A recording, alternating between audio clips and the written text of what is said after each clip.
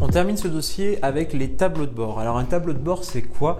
Ça permet en fait de faire vraiment une vision globale de l'activité de votre CRC. C'est comme quand vous êtes dans votre voiture, vous avez votre tableau de bord, et bien vous allez avoir des voyants qui vont s'allumer en fonction des problèmes qui peuvent être signalés. Vous allez avoir des indicateurs par rapport à votre vitesse de croisière. Voilà, vous allez avoir une série d'informations qui sont nécessaires pour du coup optimiser votre conduite. Un tableau de bord en entreprise, c'est exactement la même chose. Vous allez sélectionner des indicateurs, vous allez paramétrer ces indicateurs en fixant des objectifs ou des marges de manœuvre. Vous allez utiliser effectivement des mesures, différents logiciels, pas forcément utiliser le CRM pour cela. Et ainsi, vous allez pouvoir savoir où est-ce que vous allez. Est-ce que vous allez atteindre votre objectif ou non?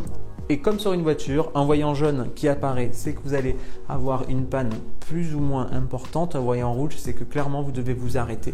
C'est la même chose avec un tableau de bord. Vous devez pouvoir identifier les dysfonctionnements pour pouvoir remettre, on va dire, sur le droit chemin et essayer de rééquilibrer le dysfonctionnement, de pouvoir le solutionner afin d'atteindre vos objectifs.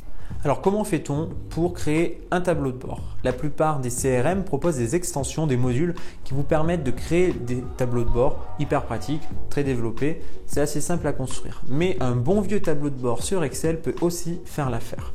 Alors d'abord, vous allez définir un objectif ou l'identifier. Quel est l'objectif de votre tableau de bord?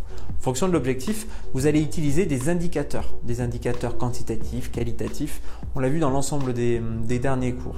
En fonction de ces indicateurs, vous allez créer votre tableau de bord. Alors attention, il ne faut pas sélectionner trop d'indicateurs, sinon ce sera complètement illisible. Imaginez votre tableau de bord de voiture avec 36 lignes d'informations. Ce n'est pas possible.